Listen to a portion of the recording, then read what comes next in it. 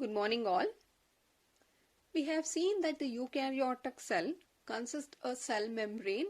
It has a cytoplasm within which various cell organelles are present, and also they have a well-defined nucleus. Now on, let us study detail of each organelle or the structure present in them. So starting with a plasma membrane. It's the outermost membrane present in the cell. So it is also called as a cell membrane or plasma membrane.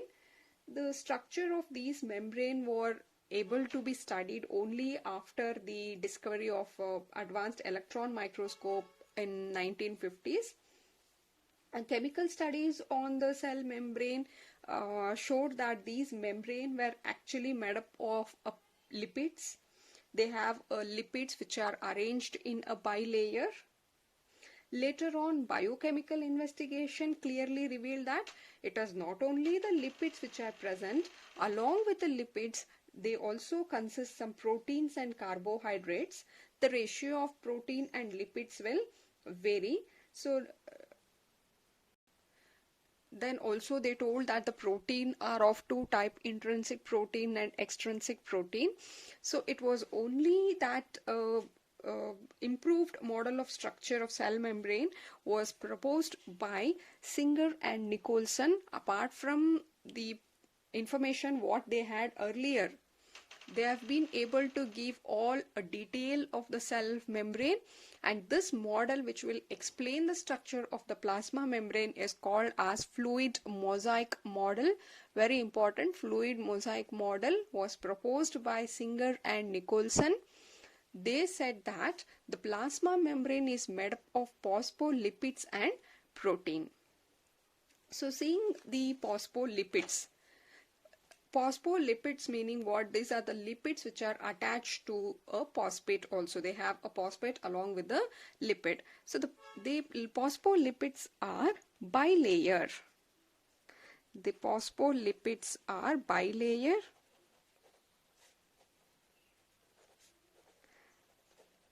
Meaning there are two layers of phospholipids, and the phospholipids are amphipathic in nature. That means it has two ends where one of the end is hydrophilic and the other end will be hydrophobic.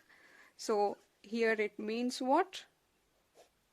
It will have amphipathic meaning it is having a one end is hydrophilic, or you can also say it as a polar head, and the other end are hydrophobic or non-polar tail. Say suppose if this is a phospholipid, each phospholipid show a head and they have a tail. So the head is made up of glycerol, and the tail here are the fatty acid, right? There's a head and a tail. The head here is attached to a phosphate group. This one head is the hydrophilic in nature, and tail region are hydrophobic. They don't allow the water hating. Hydrophilic is water loving. Clear? So this is a structure of each phospholipids, and these phospholipids are arranged in a bilayer, meaning you can find two layer like this.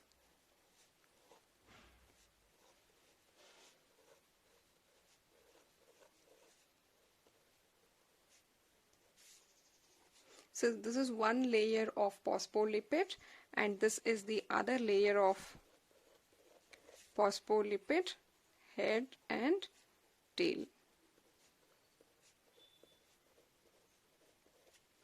Clear?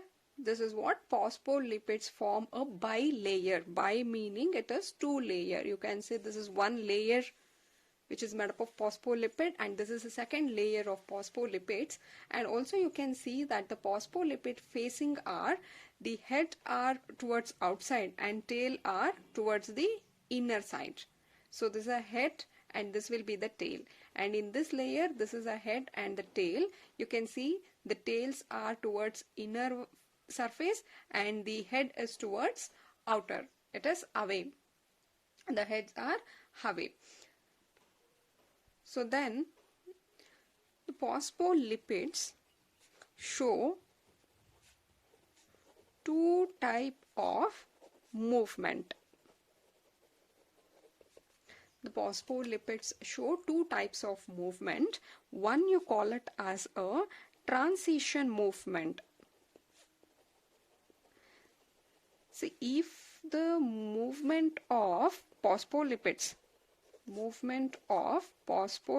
molecule in same layer, you call it as transition movement. See, that is, here is one phospholipid, here is one phospholipid. So these are all the phospholipids arranged in a layer, right?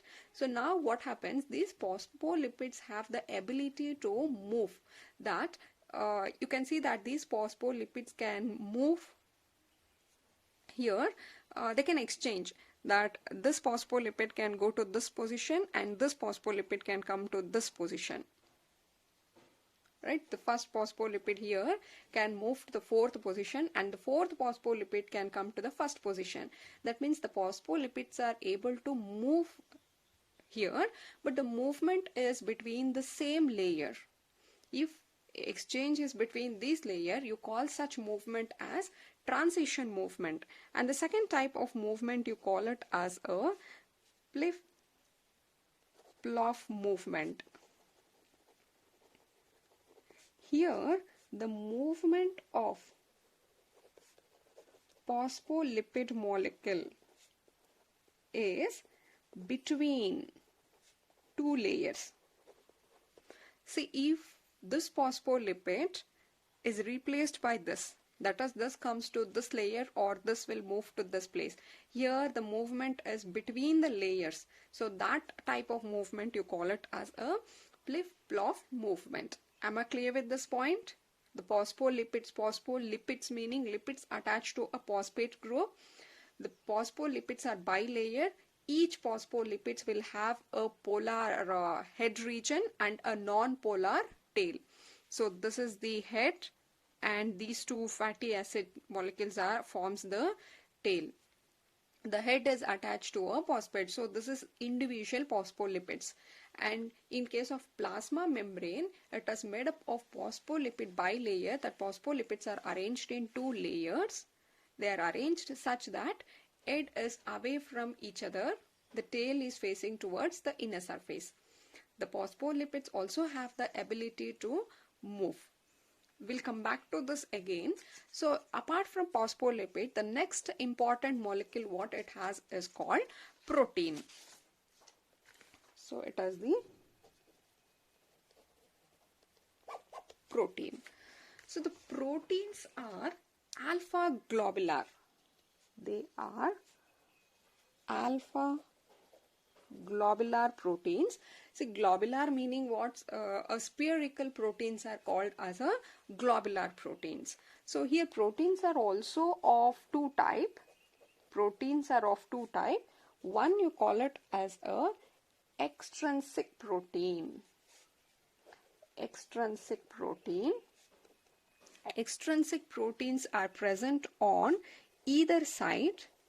They are present on either side, and also they are loosely attached to phospholipid head.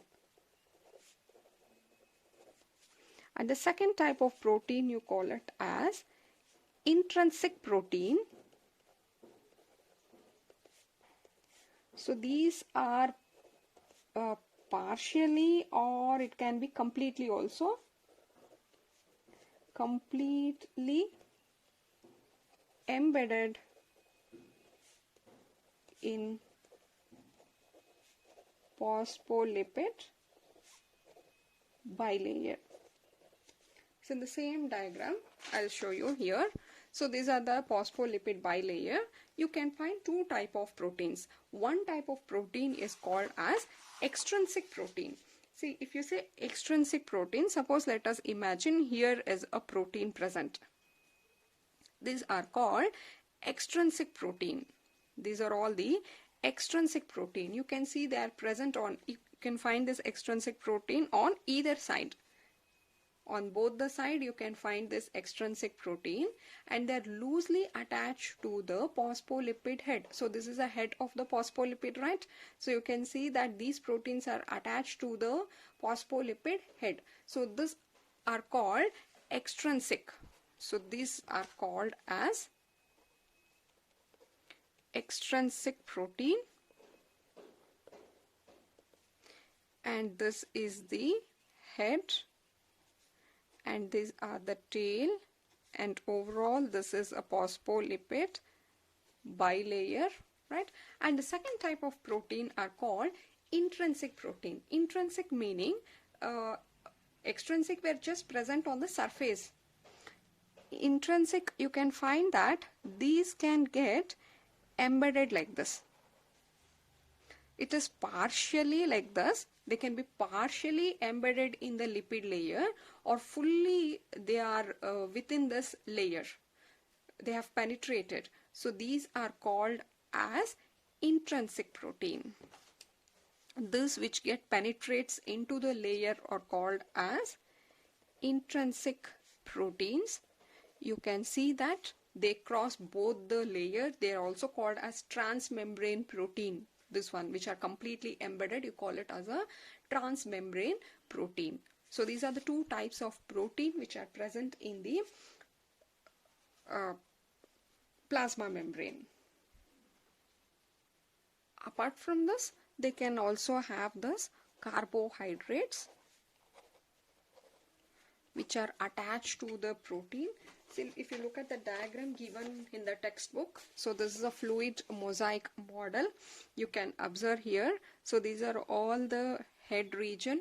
These are the head of the phospholipid, and inside you can find the tail, and you can find proteins here, the proteins which can be on the surface, and these are the integral protein. Integral protein meaning these are the intrinsic protein which are embedded here. Intrinsic protein you can find, and apart from that you can find this carbohydrates, that's a sugar which are present on this proteins.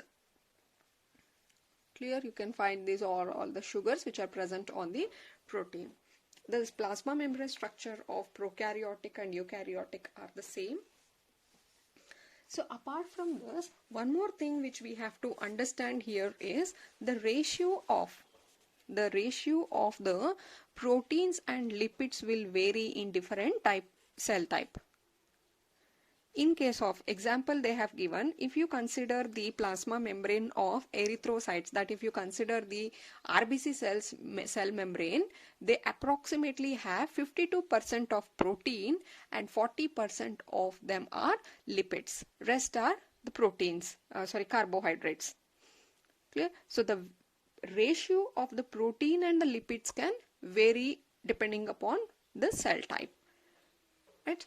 Apart from this, one more thing which we have to understand here is this model explains clearly that both the fat soluble molecules and the water soluble molecules can be easily passed through this membrane. Say fat soluble molecules have no problem. They can simply cross this and move in this phospholipid layer itself. But when it comes to the water soluble molecules, the water soluble molecules are not easily allowed to pass through this. Why? Because I told you this tail region. The tail region are hydrophobic in nature. They are non-polar. They are water hating regions. Therefore, they don't allow the water soluble molecules to cross this region.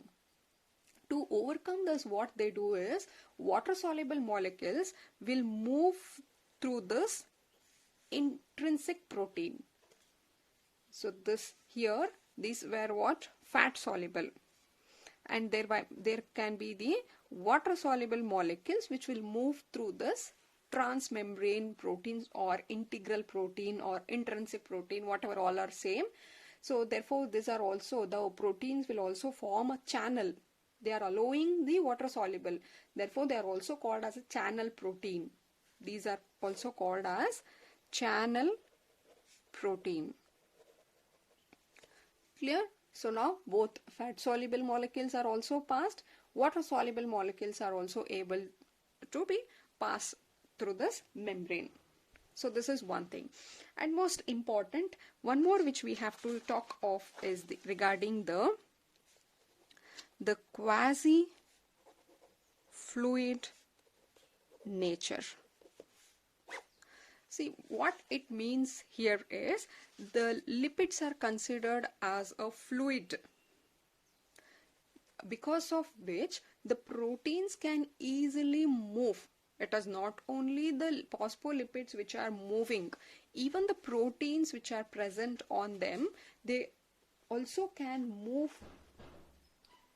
right? That is, because of lipid, the lipid is allowing the lateral movement of the protein, and this property within the bilayer, you can see the proteins can easily float. So when we say float, suppose imagine there is a liquid on which something is floating. So here lipid is referred to as a liquid, and on that the protein is getting floated. So that property or the nature, you call it as a quasi fluid nature. The ability to move within the membrane is considered as it is a measure of fluidity.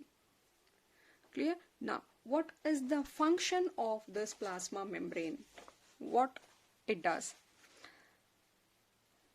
Expansion and contraction of cell membrane is possible because of this nature. Then it is the cell growth, quick repair, secretion, endocytosis, cell division. These are all some of the important function of plasma membrane. This will be very important. They can ask you what are the functions of the membrane in cell growth, formation of intracellular junction, secretion, endocytosis, cell division, quick repair. So all these are the functions of the membrane. Is this point clear? Fluid mosaic model was explained by Singer and Nicholson. They said that it is made up of phospholipids and proteins. If you take phospholipids are bilayer. Each lipids are called as amphiphthetic because one end is polar while another end is non-polar. They are arranged this way. And the phospholipids show two types of movement. The phospholipids show two types of movement called a transition movement and a flip-flop movement. Apart from this, they also have proteins which are globular, which are spherical in nature. There are two types of protein called extrinsic, intrinsic, which are found just on the surface of the lipids are called extrinsic, which get embedded in the membranes are called as intrinsic proteins. And apart from these two, they have the carbohydrates. These carbohydrates can be attached to the lipids or they can be attached to the protein. Anything, right? If these carbohydrates are attached to the lipids, you call them as a glycolipids. If the same carbohydrates or a sugar, if they are attached to the protein, you call it as a glycoprotein. And the functions of the cell membrane. Now let us take a note on membrane transport. How does the molecules are transported across this membrane? For all metabolic or some biochemical process, we need the molecules which has to cross the cell membrane or plasma membrane. Basically, we have three types. One, you call it as passive transport. So in passive transport, it is just the movement is along the concentration gradient. It is along the concentration gradient.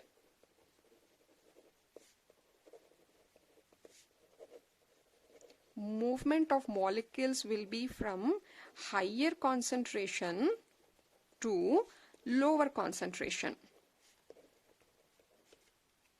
It is just movement of the molecules from higher concentration to lower concentration, and that will happen without any expenditure of energy. We don't need any extra energy for such movement, as this movement will be from higher concentration to lower concentration. And this movement from higher to lower, you call it as diffusion. And if it is same from higher concentration to lower concentration only, but this occurs through a semi-permeable membrane. If it is through a semi-permeable membrane, you call it as osmosis.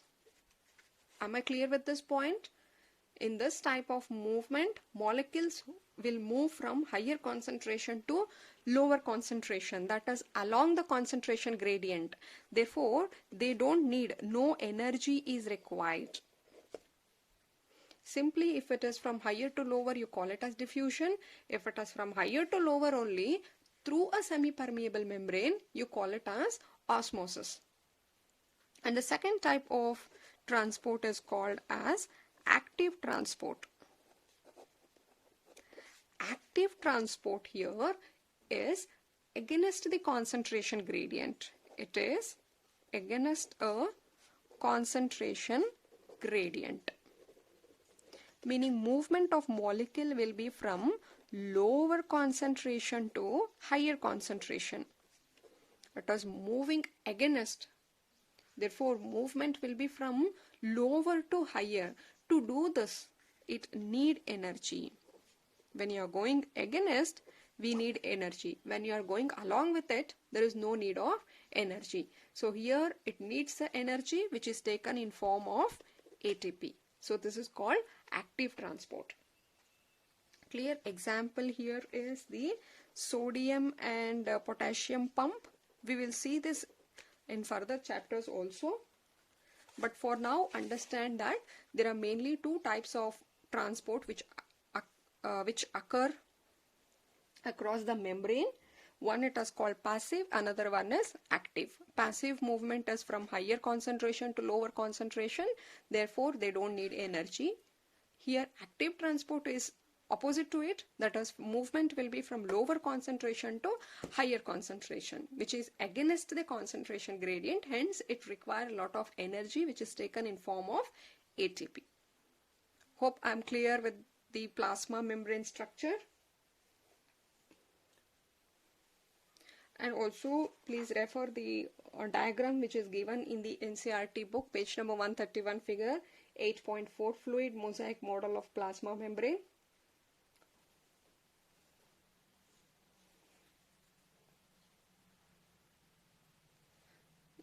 Clear?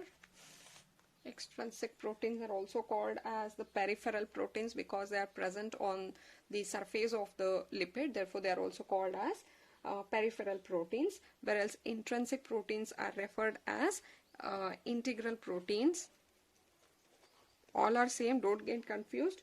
They are called integral proteins and these are called the